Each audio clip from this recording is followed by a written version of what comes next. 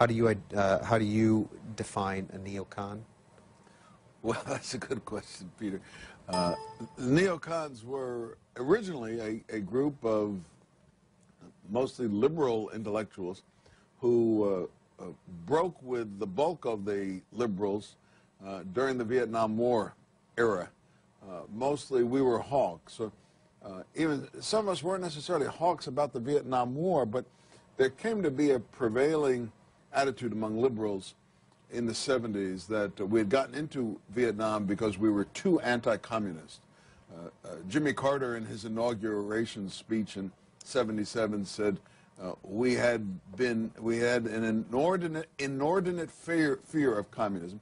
We were a group of liberals who really disagreed with that, who said, no, communism is a terrible evil, communism is a great danger.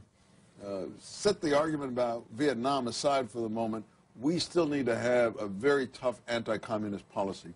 And at that point, because we were such tough anti-communists, the other liberals put the label neoconservative on us. They kind of pushed us out of the liberal camp and said, no, you guys aren't liberals at all. You're some new kind of conservative. And they started calling us neoconservatives. And that label has been with us ever since. If you can project forward, because I'm sure you're more interested, and your viewers are, in what it stands for today, I think the essential element there of, on the one hand, a kind of idealism that you would associate perhaps with liberalism, a very strong belief in freedom and democracy and human rights, combined with a kind of militarism, that is a willingness to use force, or in general to see America play a very assertive role in the world. I think that combination is what defines neoconservatism. And you write that the essential tenets of neoconservatism, belief that world peace is indivisible, that ideas are powerful, that freedom and democracy are universally valid, and that evil exists and must be confronted, are as valid today as when we first began. Well, I think that's right. I think those are sort of basic points. The last one I would underline, that evil exists and must be confronted.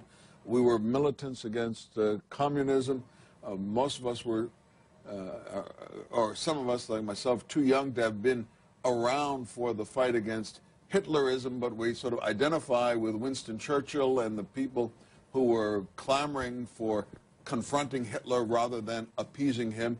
And in today's circumstance, we're militants against jihadism, or whatever you want to call the ideology behind the terrorists.